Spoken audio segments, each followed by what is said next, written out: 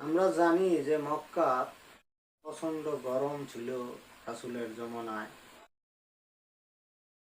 মরুভূমি থাকার কারণে, পাহাড় থাকার কারণে।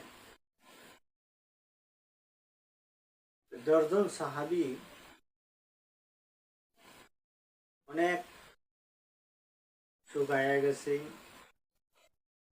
আবার শরীর হলুদ হয়ে গেছে, অত্যন্ত দুর্বল শরীর লইয়া রাসূলের কাছে আসছে। আশা বলতেছে, ইয়া রাসূলুল্লাহ, আমাদের এমন অসুখ হয়েছে, এটা তো কি অসুখ হয়েছে যে এটা আমরা বুঝতেছি না। শরীর হাত পা হলুদ হয়ে গেছে, শুকাইয়া গেছে, হ্যাঁ, খাবার খাইলে গন্ধ করে, এরকম জানি, শরীর অনেক দুর্বল। এখন বর্তমানে বোঝা যায় যে যেই লক্ষণটা বলছিল, এই রোগটাকে জন্ডিস বলা হয়। রাসূল তখন বললেন যে, বুঝতে পারছি তোমাদের শরীর অনেক দুর্বল, আমি একটা ওষুধের কথা কয়ে দিতেছি, এটা যদি খাও তাহলে অতি তাড়াতাড়ি আল্লাহ রহমত তোমাদের এই শরীর সুস্থ হয়ে যাবে এবং শরীরে শক্তি এসে যাবে, মোড়া তাজা হয়ে যাবে। 10 জন সাহাবী তখন তারা বললেন, ঠিক আছে, বলেন ইয়া রাসূলুল্লাহ, আমাদের কি করতে হইব, কি খাইতে হইব? নবীজি বললেন যে মরুভূমির ভিতরে একজন রাখাল আমার বাইতুল মালের উট রাখতেছে, তার কাছে যায় হেরা বলবা যে আমি তোমাদেরকে 10 জনকে পাঠাইছি।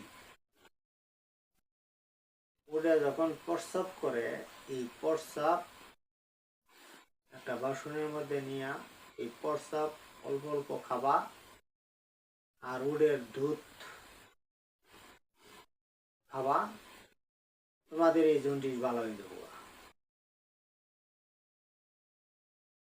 উটের প্রস্রাব আর দুধের কথা বলে দিলেন। 10 জন সাহাবী তারা ওই মরুভূমিতে কোট রাখতেছে, ওই রাখালের কাছে যাওয়ার মতোই রাখালে সালাম দিল।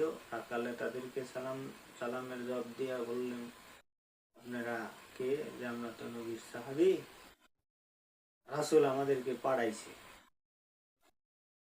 কি করতে পারি আপনাদের জন্য? যে বলছে যে আমরা যেন কিছু মানে 2-1 দিন থাকিয়া ওটা যখন প্রস্রাব করবো, এটা একটা বাসনের মধ্যে করে ধুয়ে রাখিয়া এই প্রস্রাব অল্প অল্প পরিমাণ যেন খাই, আর দুধ যেন খাই, আমাদের যে দুর্বল, আমাদের শরীরের মধ্যে যে রোগটা হয়েছে, এটা আল্লাহ তাআলা বলে রহম করবো, ভালো হয়ে যাবো। আচ্ছা ঠিক আছে, রাসূল তো পাঠাইছে, আমি দুধ দিব বানাইয়া, আর যখন ওটা প্রস্রাব করে এটা বাসনের মধ্যে রাখিয়া আমি আপনাদেরকে দিব খাবাই। ঠিক 2-4 দিন খাওয়ার পরে একেবারে শরীর আল্লাহর রহমত সুস্থ হয়ে গেছে, শরীরের মধ্যে শক্তি ফিরে আইছে, শরীর তো সুস্থ, এবার আস্তে আস্তে মোড়া তাজা হওয়া লাগাই দিতেছে। এবার তারা বললো যে 10 জনে আউলে গোপনে বলতেছে যে, দেখো, এত গুলাই নোট একটা রাখালে রাখতেছে, আমরা এই 10 জনে মিলিয়া এক রাখালরে যদি হত্যা করে আলাই, মারি আলাই, আর এই উঠলে যদি আমরা জায়গা নবীজিকে আর হয়তো না বুঝতো না, আর আমরা অতি তাড়াতাড়ি উঠ দিয়া ধনী হয়ে যাবো। তাদের চলো আমরা 10 জনে মিললে এই কামরা করিয়া লাই। 10 জনে একমত হইয়া রাখালের হাত পাও বাঁধছে, বাঁধ দেয়া 2টা ডানা কাটছে। এটা দূরের থেকে আরেকজন লোক দেখতাছে যে কি করতেছে, কিন্তু 10 জনের সামনে তো আরেকজন লোক দূরের থেকে দেখতাছে, হ্যাঁ আসার ক্ষমতা নাই, আইলেও হ্যাঁ মারি আসবো। দেখতাছে হাত বান্ধা, এরকম পাও বান্ধা 2টা হাত কাটছে, কাটটা আবার দুইটা পাও কাটছে, তারপরে চোখ উড়াইছে, তারপরে কাল্লা কাটছে।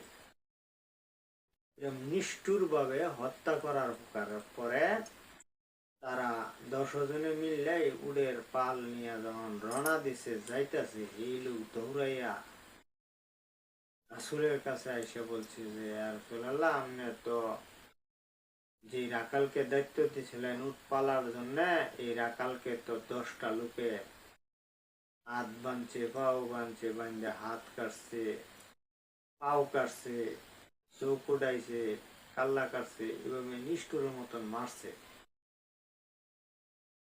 নবীজি তখন আদেশ করলেন সাহাবাই কারামদেরকে, তোমরা তাড়াতাড়ি যায় ঘিরাও দিয়া 10টা সাহাবীকে ধরে নিয়ে আসো আমার কাছে।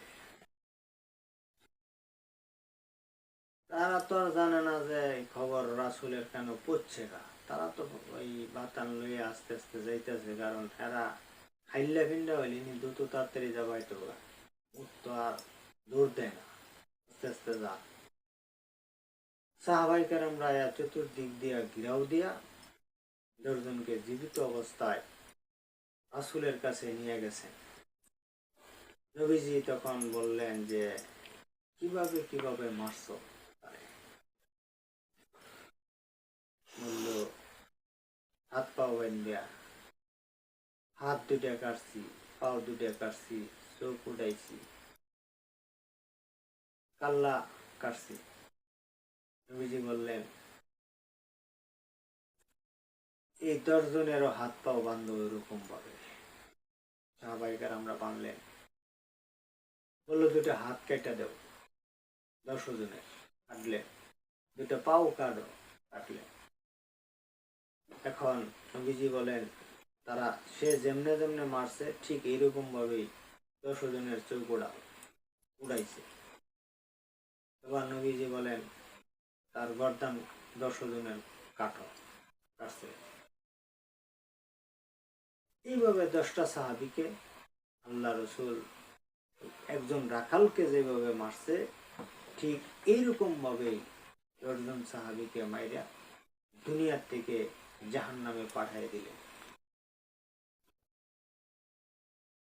এই কারণে আমরা আসলে দুনিয়াদারির লোভ যদি করি, ইমানদার হইলেও আমাদের ইমানের দাম থাকতো না।